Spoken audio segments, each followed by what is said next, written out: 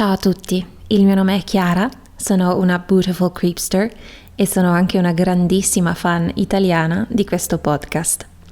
Sono qui con la mia gatta Satana ciambellata sulle mie gambe, pronta ad ascoltare un nuovo episodio di Sinister Sightings con Carrie e Donna. Buon ascolto e come dicono loro, keep it real and don't get scared.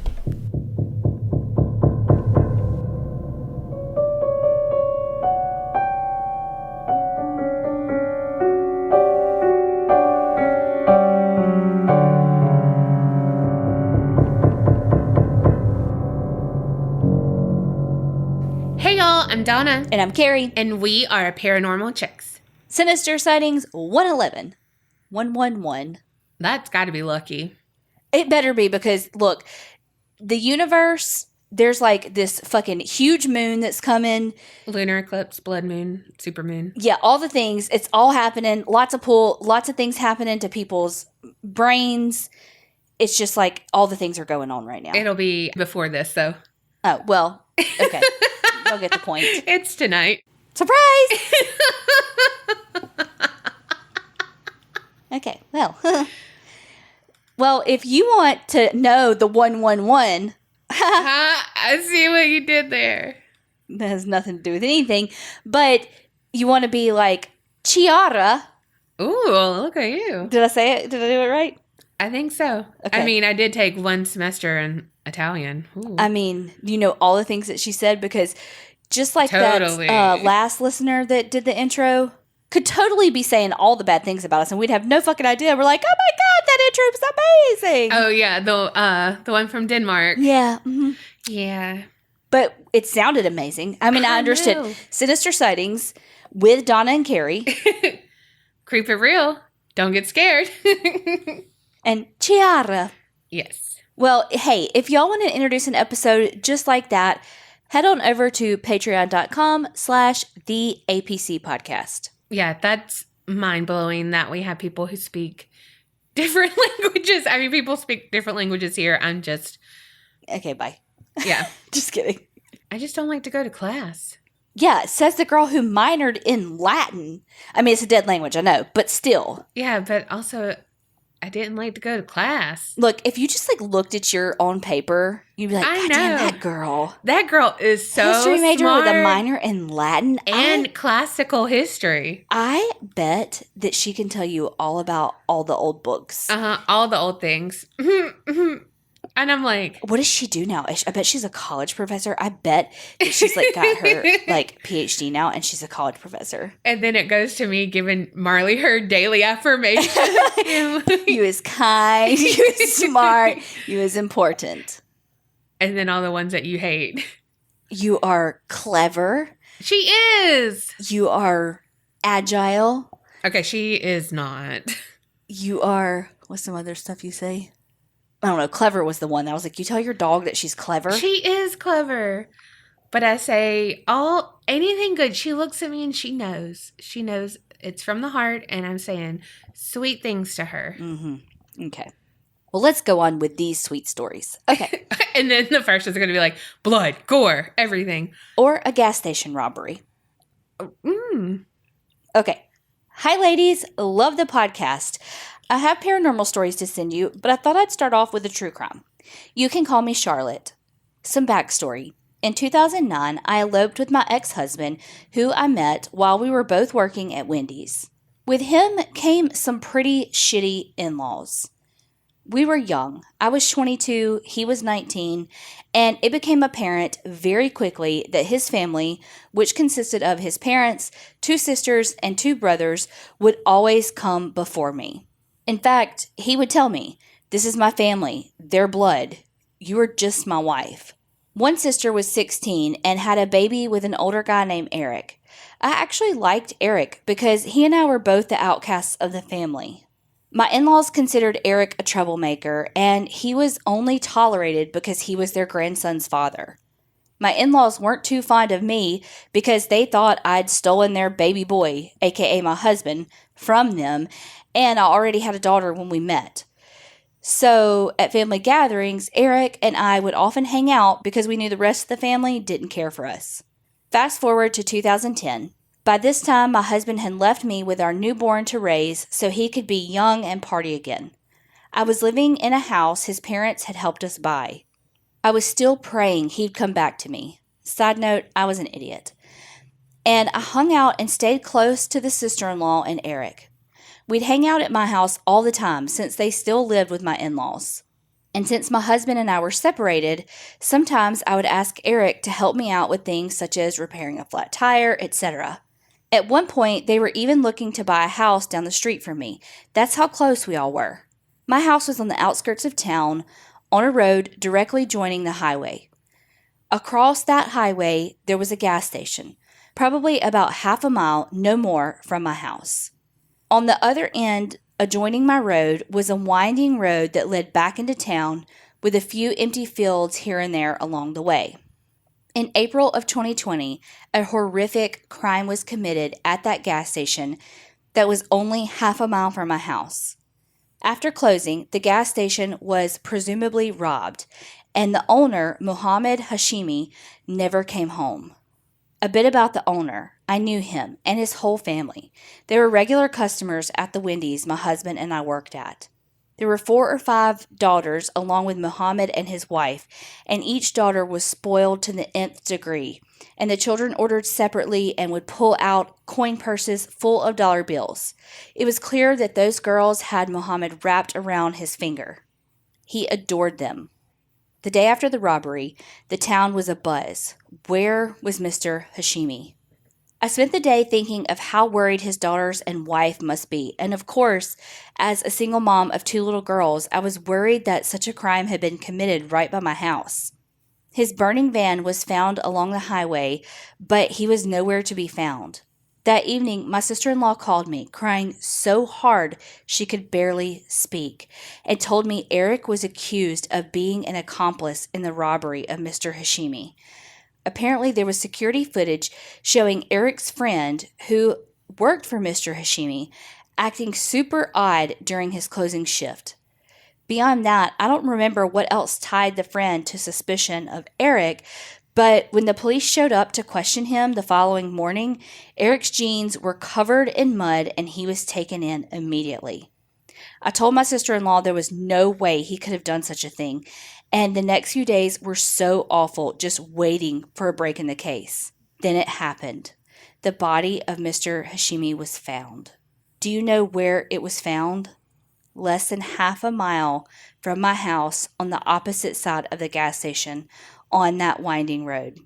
Those pieces of shits had dumped the body in one of those wooded fields I passed every single day.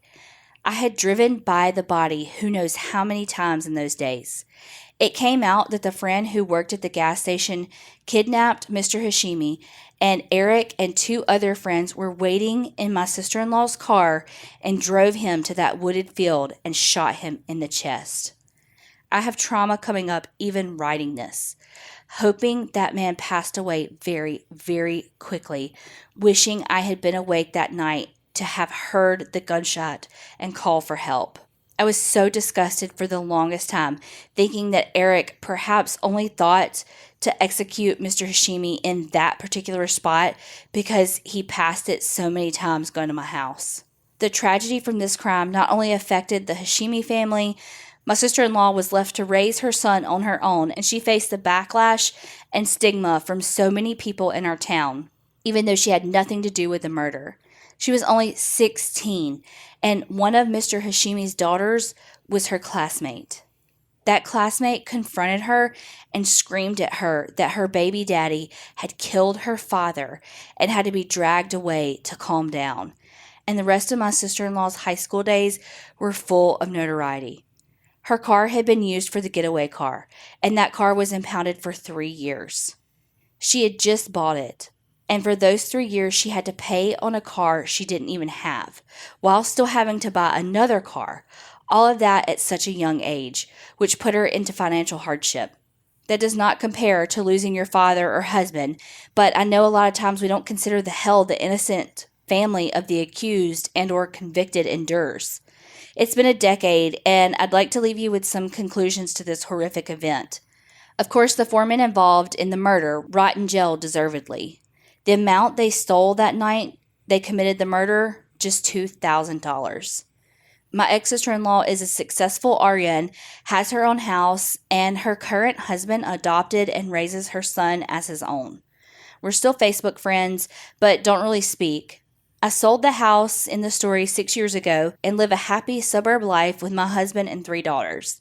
No one in my current life knows any of this other than my family. My ex-husband is less of a piece of shit these days and is a decent dad, and we're on speaking terms. I recently reunited with the whole family for the funeral of my ex-father-in-law, and it reminded me that there are some chapters in your life that, once are gone, are not worth revisiting. Thank you, and sorry this is so long. Wow, I think that kind of goes hand in hand with what you said on this past week's episode, ? Where you talk about it's a domino effect with the families, with even just friends of the family who like might have been over or close or, like whatever. You don't think about it all the time and they suffer too. It's so heartbreaking too because, you feel like you know someone and you've invested all this time with somebody, and then again, you've invited them in your home, and then to find out that they literally murdered someone that you were so fond of and that you had a connection to. So it's just like you had these connections in all these different ways. You feel so betrayed. Yeah. And it's like, even though you're not obviously the one that was directly affected, it's like you are through all of these different angles, Hell, just think about how we feel when a celebrity dies. Uh-huh. Like Robin Williams still gets to me, and it's just memories you have that don't include the actual person, but it's movies or whatever, how he's made you feel. And so your memories do include that person. You do remember him being at the gas station and, whatever, or coming to Wendy. And again, you have those memories of his kids, and so you associate that, and then you think about your kids, and, makes total sense. I totally get that. All right, the next one. Sinister Sightings, Nursing Home Edition. For privacy purposes, we will say my name is Blake. Hey ladies, I'm a home health nurse, so I'm constantly on the go. I listen to your podcast 5 days a week, and it makes my not so easy job easier to handle. I'll go ahead and jump right into the sinister sighting to avoid my ADD ruining my life. I feel that in my bones. I just feel arthritis. Before working home health, I spent my first 3 years of nursing at a nursing home. I would take care of around 32 patients, just me per shift. I worked with an array of patients, but something I have a soft spot for is dementia and Alzheimer's. There was an Alzheimer's patient that shared a room with a completely oriented patient. We'll call the Alzheimer's patient Judith and her roommate Gertrude. Oh my God, I love Gertrude. Judith was very sweet, but from time to time, she would flip the switch and become creepily combative and hateful. One night, yes, I worked the night shift, I walked into her room to attempt to give her medications. She smiled ear to ear and happily exclaimed, "You're here! We've been waiting on you!" Confused at her very different tone of voice and happiness, I turned to Gertrude, who had pulled the curtain between them closed as soon as she said that to me. "Who's we?" I asked, when suddenly the curtain separating the roommates flung open and Gertrude was shaking her head no, like my question wasn't one to ask. However, it was too late. The question had already flew from my brain and into the open. Judith says very happily, "Well, me and the little girl, of course." I look around the room. Gertrude has already shut the curtain again, leaving me to save myself, and obviously there's no little girl in sight. "Judith, what little girl?" I asked, semi-calm. "Why, the one in the corner. She's standing there with her head cut off." Ma'am, what? Mm-hmm. Her voice went from super happy to kind of sadistic after that statement. I shifted back a little and looked over to Gertrude, who had truly left me for dead by putting her headphones on and turning up her Netflix as loud as possible. I am Gertrude. No, you're not. No, I'm not, because I'm way too nosy. I would have had it, I would have had the curtain closed, but actually had it, had a little drawstring, because, I'm too lazy. I would have my cane, actually, and just, had the, the hook to open it. Yeah. No, really. You're Judith in this situation. Yeah, that's true. I smiled at Judith, tried giving her medications, and walked out as fast as I could after she spit them in my face. Ew. I firmly believe dementia and Alzheimer's patients see more than we do. Kind of like reverting back to that innocence of a child.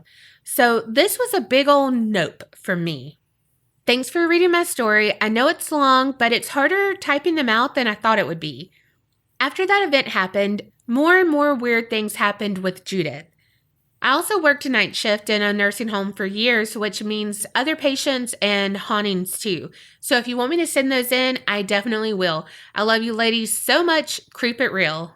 Of fucking course we want you to send those in. Yeah, pronto right now. Well, this was really good. Why was there ever any question? I mean, of course we fucking want to send them in. One, Carrie's scared that we're going to run out. I was about to say, we could run out any day now. Send them in. And two, I fucking love medical dramas. Medical dramas. Is this Grey's Anatomy? No, fuck no. I've been over that shit since before the plane crash. Same.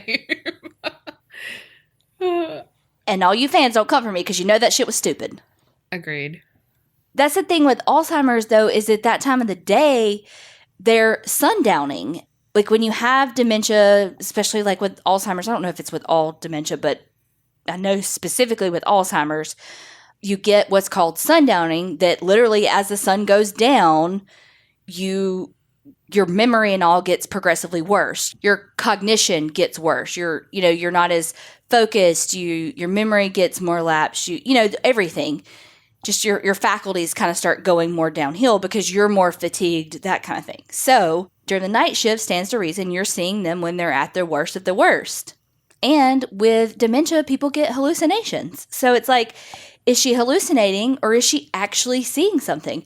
And do we think that they're hallucinating when they're actually really seeing something? And for that matter, are all hallucinations actually people really seeing something? I mean, because you can go down a whole conspiracy theory thing, I mean, it could just keep on going, I agree with the writer that they're more childlike in that innocence. And so I do believe they see more. Also, when you were saying all of that and you said faculties, I know what you were talking about, but all I could think about was the movie, The Faculty. Did you watch that? I love that movie. All right, the next one is called Very Sinister But No Sighting. Hello, my beautiful Mississippi girls. Okay, let's jump right in while my brain is working on words. Picture it, early 2014. I'm living in an adorable one-bedroom shotgun house. House went living room, kitchen, bedroom/bathroom on one of our main roads in my town. My hubby wasn't there at the time, so it was just me and the two little guys, a 1-year-old and a 6-month-old. Just to set the scene, our front door was one of those doors with 9 little windows and a mail slot. I had a huge curtain that covered almost the whole door. One night, I walk into my living room to make sure the door is locked and the lights are turned off to realize someone put a stick in my mail slot to move my curtain. I fixed the curtain and didn't think much of it. Well, 3 days later, I wake up with the babies and go into the living room and see my diaper bag bumped out on the couch and notice the door unlocked. As I go to the door, I realize one of the little windows is broken out. Then I realize that our PlayStation and Xbox are gone. They tried to take the TV, but I guess it was too heavy. Well as all my cash in my wallet. They were nice enough to leave my wallet and all my cards. I panicked and looked up the number for the police station instead of calling 911. I also realized that they took my husband's Batman DVD, which was in the kitchen the next room over from where my babies and I are asleep. For the next, forever, all I could think is thank goodness I didn't go into the kitchen and make a bottle while they were in my house. This incident still gives me anxiety, but thank goodness there was no sightings here. BTW, they never found the people. Love y'all, and like I told Donna, I have much more that I need to make into words. Emily. Holy shit, that's terrifying. That is like someone invading your personal space gives me the heebie-jeebies. Like that is so scary. Yeah. And to the stick through the mail slot to move the curtain and stuff, you could write that off as oh, that was kids just, being kids, or I know not hers, they were too young, but neighborhood kids or, right. Whatever. But well, even if you didn't write off as neighborhood kids, what do? You I guess you call the police and file a police report, but I don't know. We all, if you're anything like me and Carrie, we'd be like, oh, we don't want to be a pain. Right. You don't want to be bothered. I mean, that's what they're there for. And it's you want to create a paper trail, but I totally understand. Yeah. It's so small, but it's a huge thing. That's a huge thing. Yeah. But I'm the same way. I'd be like, oh, that's so tiny. The police are going to fucking hate me because hey, someone put a stick through my mail slot. Yes. They're going to be like, what the fuck? And not really. But God, I don't know. I'm the same way. A lot of people are like us and we try to make ourselves small and not seen, not, hey, sorry for calling you in this emergency, but I'm really scared for my life. But if you wouldn't mind sending someone out, and it's if you could please find the time today. I mean, at some point today. It doesn't have to be right now. I mean, there's a stick in my mailbox right now, but if you could just at some point today. Again, it doesn't really matter when, just at some point. Yeah. And like you said, what if you would have gotten a bottle? Having a 1-year-old and a freaking 6-month-old? I mean, how many fucking times do they need to get up in the middle of the night? All the time? Oh my gosh. And like Carrie said, invading your personal space like that, but just knowing they were one room over from you. Oh my gosh. But, here's another thing to talk about. Them leaving your wallet with your cards. That actually, hey, props to y'all. Whoever you are, thank you for that because that is a pain in the ass, I'm sure. To get all the cards cancel all the credit cards, blah, yes. blah, blah, blah, blah. Yeah, thank you so much for not making me do all that extra work. And going back to the DMV. Yeah, nobody has time for that shit. Okay, this next writer wants to remain anonymous as well. I sent in hubby's stories a bit ago with the dog he beat out the door. We're moving forward now to church. Hubby has been RC in the same church from birth, and I converted 10 years into marriage. We still attend this church, and for a while, I was a housekeeper and part-time janitor there. Hubby's family is contractor people. His father and brothers, as well as uncle, were remodeling the old school building a number of decades ago to bring it up to date. Hubby was early teens at the time. It had been the convent on the 3rd floor, classrooms on the 2nd floor, and cafeteria on the 1st floor and partial basement. It became classrooms for CCD, so think Sunday school to prepare a child for receiving sacraments, and gathering place for the parents and various groups. It involved tearing up the floor between the floors. Tools disappeared but reappeared in odd places and days later. One day, just before the new floorboards were put in, hubby and brother saw a face looking back up at them between the pipes. It was not a person on the floor below because that ceiling was closed. They even called the adults to see. Everyone noped out for lunch for the rest of the day. The next day, the floor was the first thing to go in. The church is right next door, and numerous times I would look up while cleaning or even helping with the decorating and catch sight of sister going up the side aisle. I'd say hello and sometimes try to ask a question. Turned out to not be Sister because if I needed her to answer, I'd go after her, but no one was ever there. I'd also be responsible for cleaning the rectory attached to the church, and there was always a feeling of something off at night there. During the day was usually okay, but not the third floor. It never really felt comfortable, and I tried my darndest to get done before dark in the winter.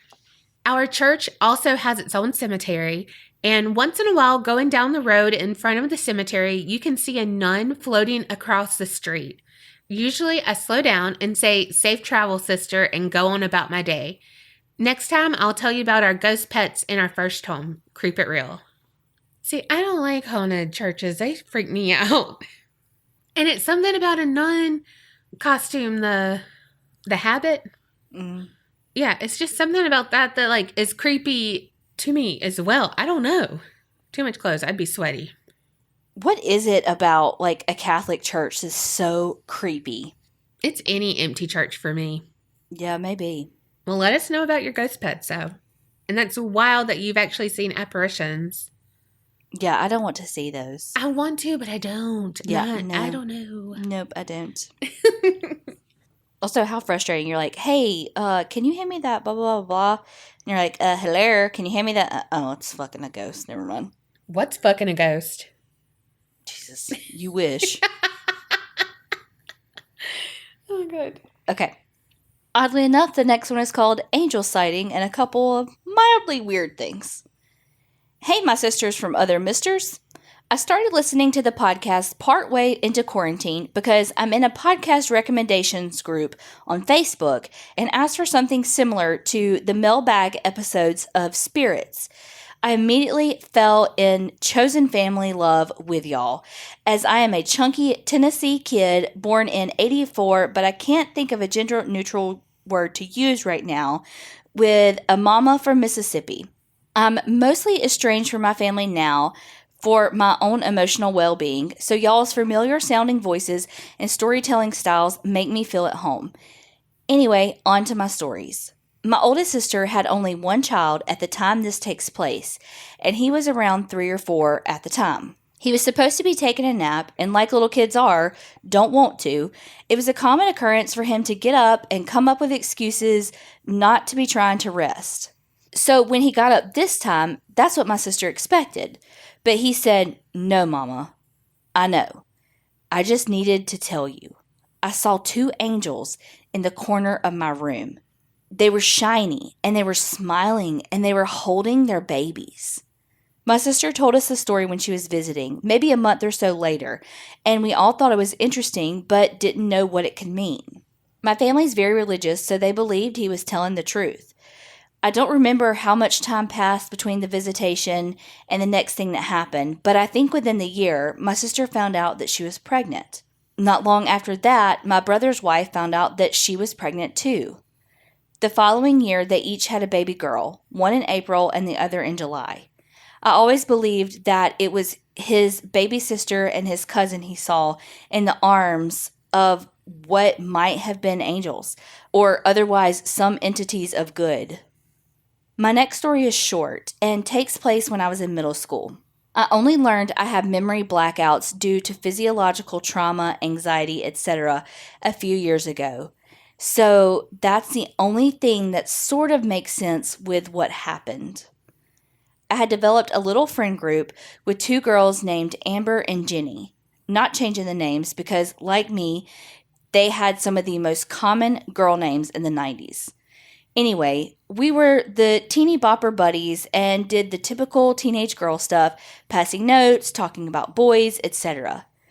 They came to my birthday party, and since I was born in October, I always had costume parties. So we were 3 of the Spice Girls together. Anyway, I think it was when we came back from a break, either spring break or summer, but to my knowledge, I hadn't talked to them much over that period of time. I said hi to them and tried to talk to them, and they smugly said, "We're not friends with you anymore." I asked why, and they said, "You know what you did." Y'all, I am almost 36 years old, and I still have no idea what I did. Never spoke to them again. Okay, last one. MySpace times. I was freshly separated from my husband. I got married way too young, and he ended up being violent and possessive and had been using MySpace since before I left him. I was living at my parents', no job, no car, and trying to have at least an online social life. Since I had a 1-year-old who, for some reason, my mom aggressively refused to watch for me in order to help me look for a job. Not that I'm bitter. Anyway, do y'all remember that MySpace had that little recommendation bar with people who were new to the website and were looking for friends? I friended 3 local people through that, thinking I was being nice. They all seemed okay for the most part. The guy and the younger girl each only had one picture.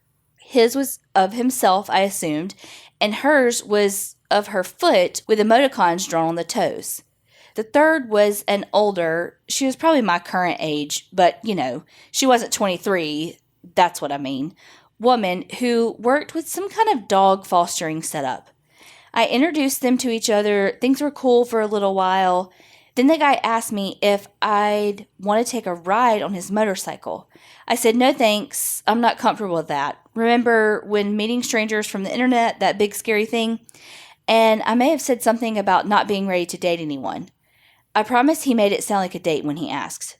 But y'all know how asshole dudes are. Suddenly I was a bitch. Why would I assume he meant a date? I sure was stupid, according to the way he reacted. Anyway, maybe a couple of weeks later, I was offline overnight, maybe a little longer, because I was using my parents' computer and my mom would often yell at me for being on it, even at all, let alone more than once a day for an hour or something. The next time I got online, they had all ganged up on me for not showing up to something I hadn't even seen being invited to. And apparently the older woman both messaging me that the guy was so disappointed I hadn't been there, and her commenting to the girl that she was tickled to see how cozy she and that guy had gotten. It was all really confusing. Within a few days after that, I got online and found my whole wall, profile, whatever we used to call it, layout, had been redone with images of bruised buttholes. My username had been changed to Violent Rape in alternating letters and numbers. All of my captions under my pictures had been changed to say filthy things, and those 3 people had turned on me. And by the way they talked, they assumed I had really done that myself. I unfriended all of them and fixed my wall back to normal, but I creeped on their visible conversation, and one of them said, "The heifer has left the building," referring to me. My name is Heather, and heifer had been used both as an insult and a loving, ribbing nickname many times in my life. So they weren't being very original.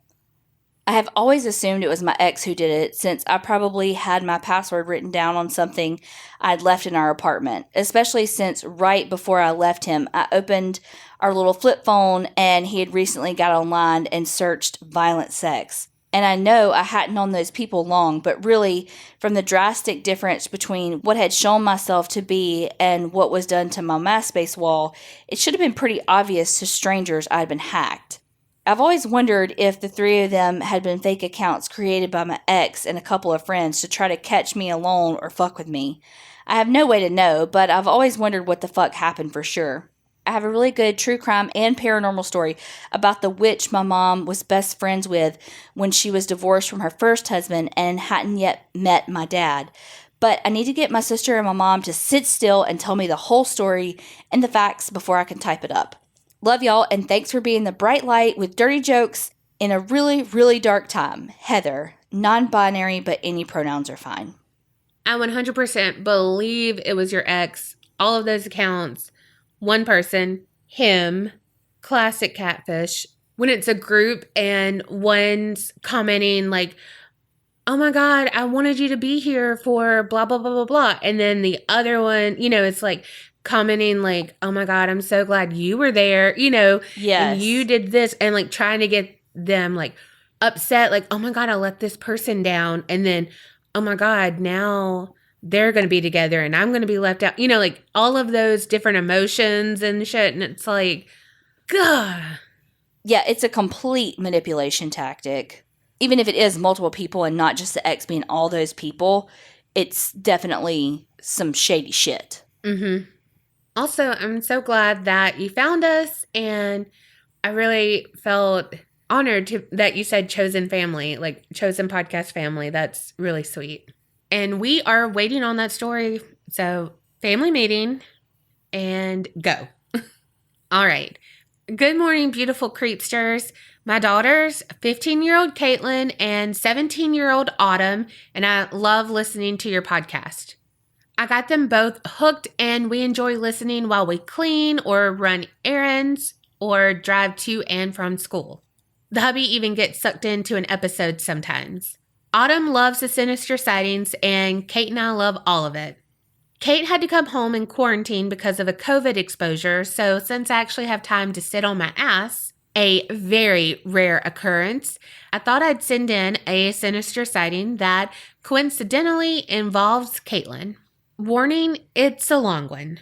Well, sidebar while I'm thinking about this, since this is going to be a long one, I think it's so cool these parents that listen to the podcast and like listen with their kids and all of that, because that is just not something that my parents would have done, and that's just so cool to me. Yeah, I know. I love it because it does remind me, like, it would be me and my mom. Yeah, and that is not something that my parents would have done. Like, I mean, my dad is, you can't even say fuck, Yeah.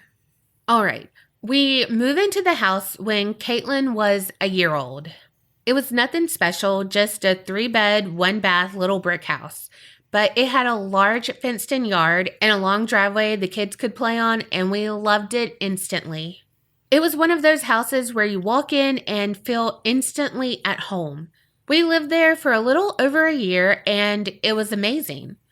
Quiet, peaceful, the picture of suburban tranquility. There was, however, a lot next to our house. It was fenced in as well, but overgrown and neglected. My neighbors said they had never known anyone to live there. It gave me the creeps.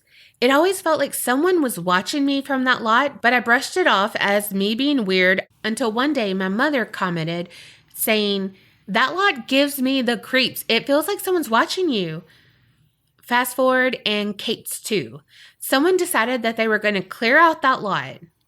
Around the same time, we had my sister and brother-in-law come stay with us. About 2 weeks into their stay, my sister-in-law runs in saying, "Oh my God, your house is haunted. I just saw someone walk across the sliding door blinds." I figured that she had just saw the shadow of our boxer who was outside at the time. "Oh my God, Kim, it's just Cassius," I laughed. She was adamant that it was not Cassius she had seen. So we teased her for days about Cassius and his super scary shadow. About a week later, I sent my girls and nephew into my eldest daughter's room for quiet time. I started cleaning the kitchen and was unloading my dishwasher. As I turned, I thought I saw this little girl, about the height of my oldest. She was twirling, and I stopped short because I almost ran into her. "Cheyenne!" I shouted.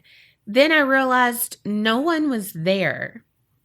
My sister-in-law came in looking confused. "What's wrong?" I just checked on them and I thought they were all asleep. Sure enough, I checked and all the girls were napping. "I thought I saw one of the girls," I said. A smirk came across Kim's face. "A ghost, I told you," she said. And they moved out a few days later. I put it out of mind and carried on with life.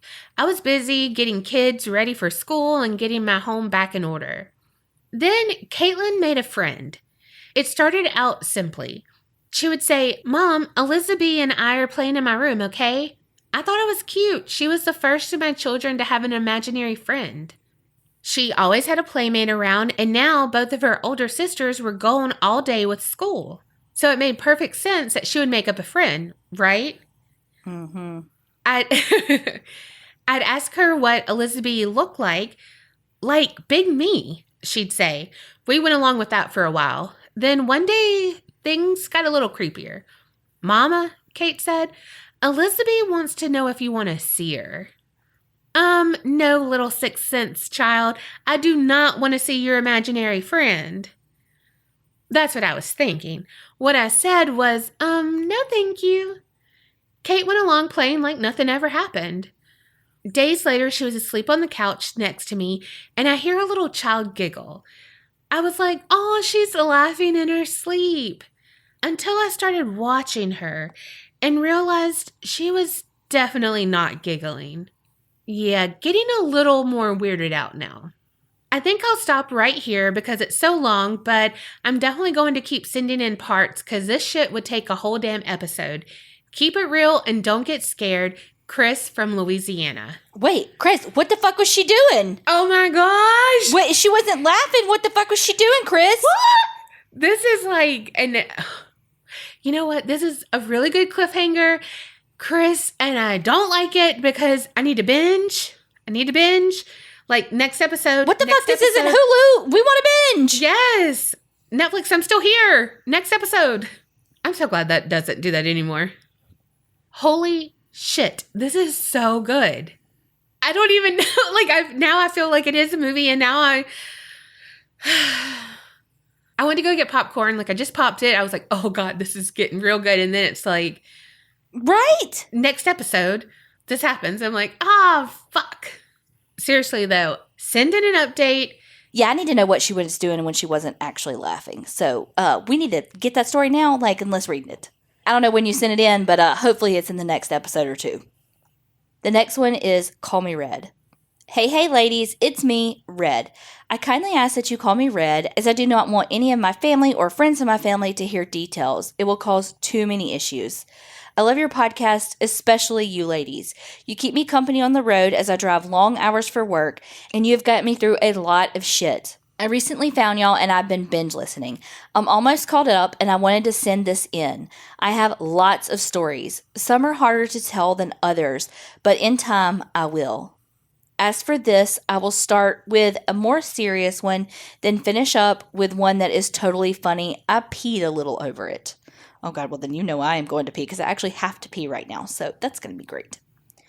This is going to be a long one, so strap on and get ready. Strap in and hang on. Okay, that is not any better, but a girl's got to do what a girl's got to do. For a bit of background on me, I'm a pagan who grew up in a Southern Baptist home. You know the kind, church on Wednesday, twice on Sunday, and anytime the doors were open.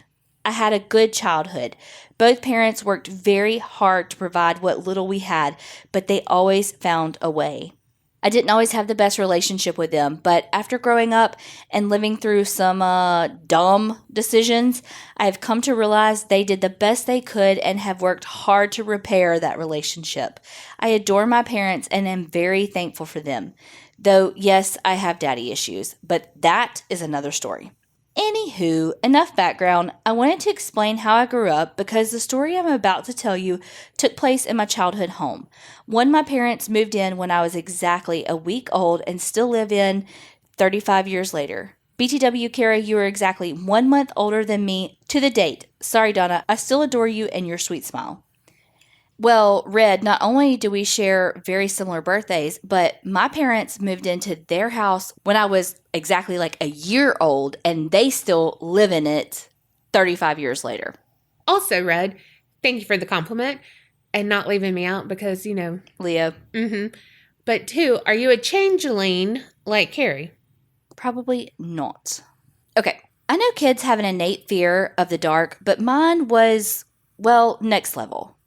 I didn't share a room with my two older sisters, but often would climb into bed with them. In the upper corner of my room, outside the reach of my dim nightlight, breathed my nightmare. He never had a true shape, but was more of a liquid black that floated softly in the air while clinging to the wall at the same time. Okay, insert me, but I'm picturing like a black Alex Mack. Like, you know how she would turn to gold? Like, I'm picturing Alex Mack, but instead of being gold or silver, whatever she was, but black. Yeah, she was silver, like metallic. Okay, I couldn't remember if it was gold or silver.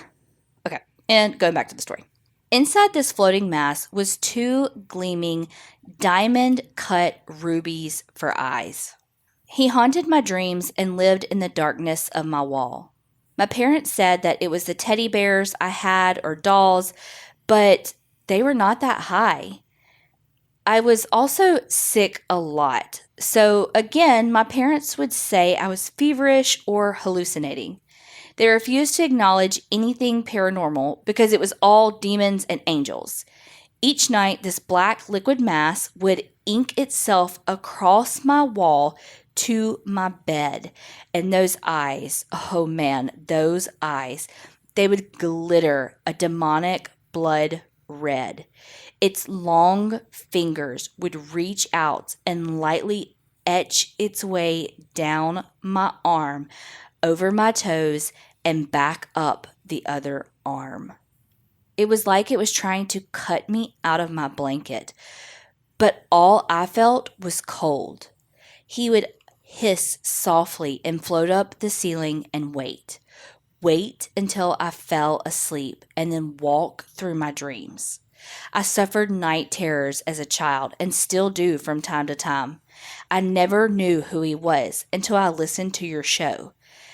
I don't feel that calling him by a demon's name is right or correct, as I learned much later in my life that I actually learned from him. I learned that yes, fear is real and the most powerful thing out there, but it is a weapon that can be welded to mold just about anything, good or bad. Through my few years learning and honing my craft, I have come to see that each person follows their own path and many blessings on them. I have, though, learned some things that have been confirmed in books or other people years after I was taught by teachers in other realms. I won't go into more details with my beliefs, as I'm sure I can piss off a bunch of people. The ink in my bedroom is my earliest encounter with the darkness that breathes. I have others, but I will save those. Now on to my funny hauntings. Okay, I'm driving down the road listening to y'all's last year Halloween episode, and I thought I heard something on the episode, just something under the radar, missed unless the volume was turned up. I rewound and listened, but the noise was not that. It was this high-pitched whooshing whistle. I started freaking out because I just left the hospital where I picked up, well, we won't go into that. And I thought something hitched a ride with me. I don't know what is whistling in my car. Next thought flying through my brain is, oh shit, my car. I start hitting buttons on the door, trying anything to stop this horrible, unearthly noise. All of a sudden, it stops. Silence fills the car in sweet relief. It was my passenger window that somehow had gotten nudged down a teensy bit.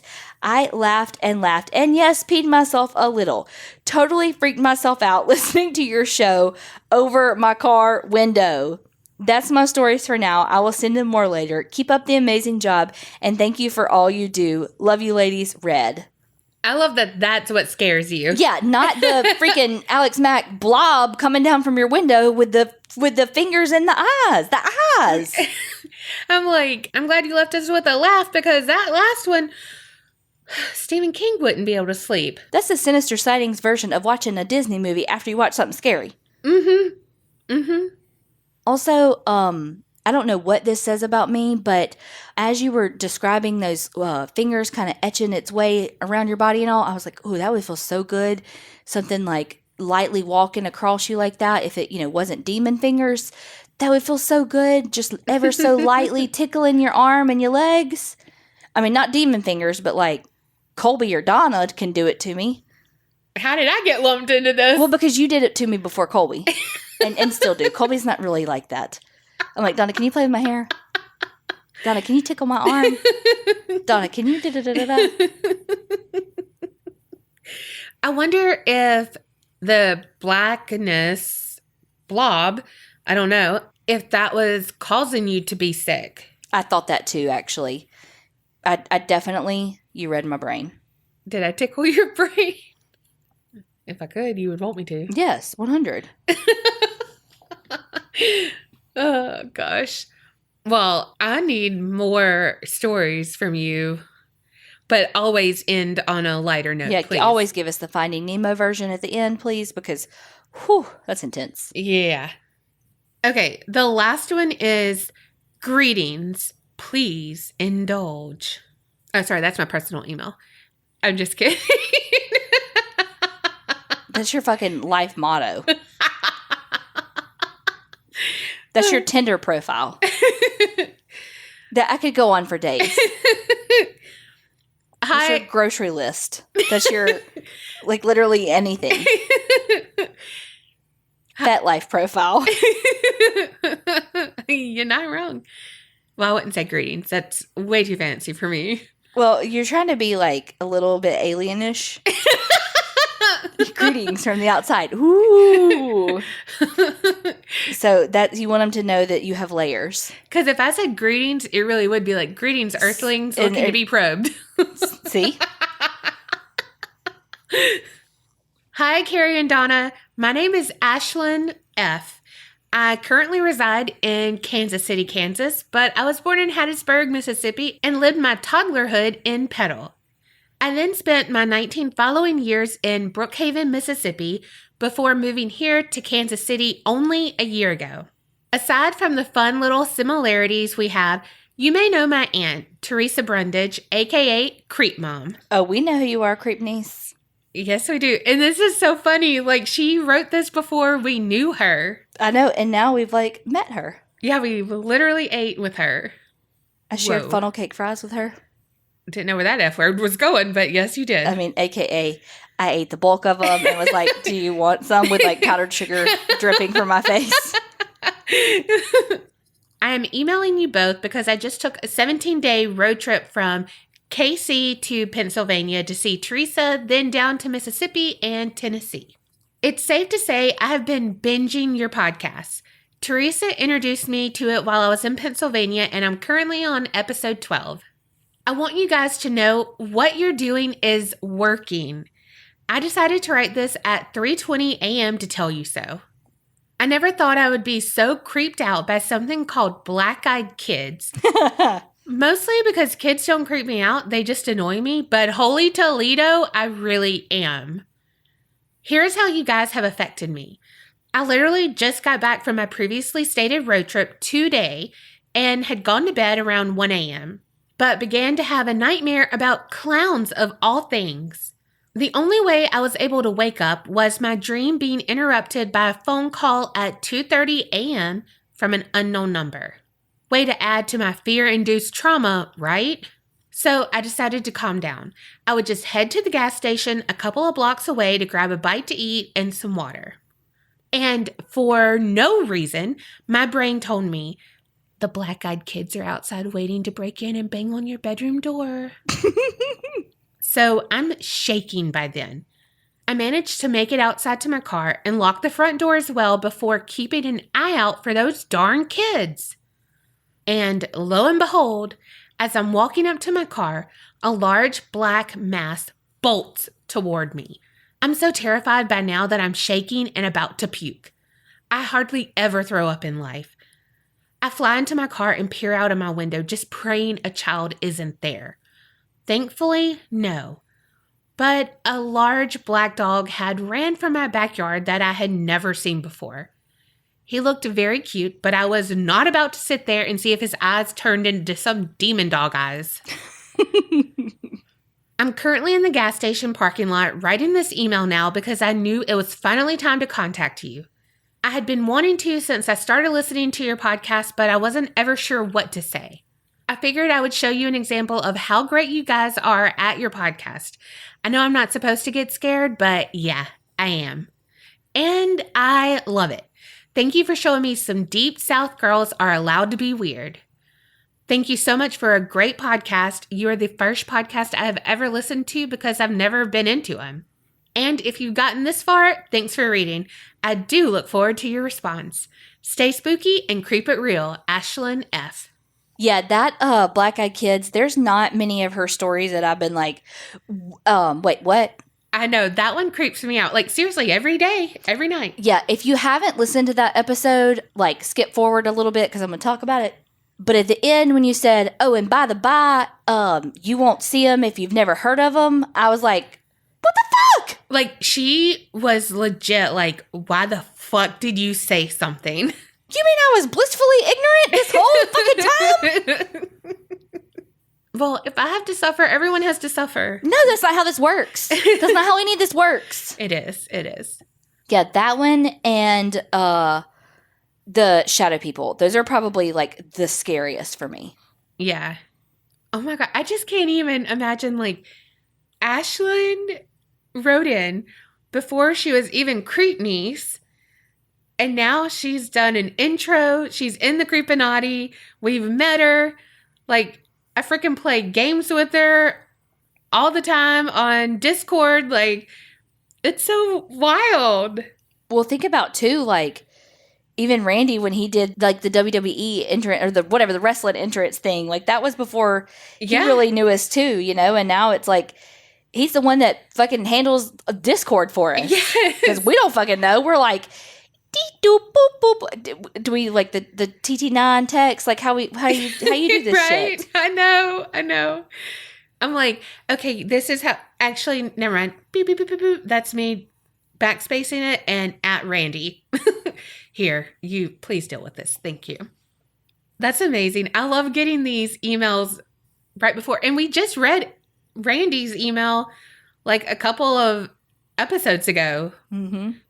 And he, you know, like, yeah, he had wrote in before he knew us too. And so it's just, this is like, what do you call it? Like looking back on, it's like, you know what it's like? It's like when I look back on the first few conversations that Colby and I had. You know, it's like so funny looking back and going like, oh my God, I'm such a crazy, like I can't believe I said that, you know. Origin story. That's what I was trying to say. Yes.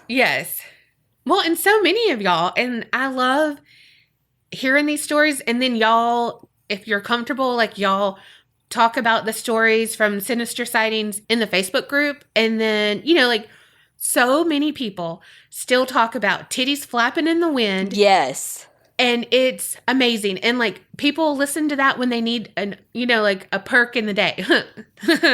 See what you did there? But you know what I mean? And so I don't know, like I just love having the writer, but then like everyone commenting on it and just how they relate to it or, you know, like everything. I don't know. I just love it. And then like we get to know them and we see like, we already know their personality a little bit because I could totally hear Ashlyn reading that. Yeah. And it wasn't how I read it. Thank y'all for letting us be a part of your lives through the stories that you're sharing with us that we get to share on these episodes, through the Facebook group. And then if you're part of the Creepinati and we get to be part of your lives through the chats on Discord and all of just those extra little ways we get to know you a little more personally, like that's so cool. So thank y'all so much for letting us be a part of your lives in such special ways, because y'all talk about how much y'all love us when you send us these letters, but it goes both ways and we truly do mean that. Yes, we do. We really do. So thank you so much for, I don't know, being a friend. Oh, God, don't make me cry. You've already scared me behind the scenes and my eyes teared up. Yeah, you got chill bumps and your eyes teared up. Yeah, like it was a legit scare. And it wasn't like, boo, I'm going to scare you. No. Well, I just thought I saw something. Mm-hmm. Well, we really do mean it. Thank y'all so much for supporting us. And remember, creep it real and don't get scared.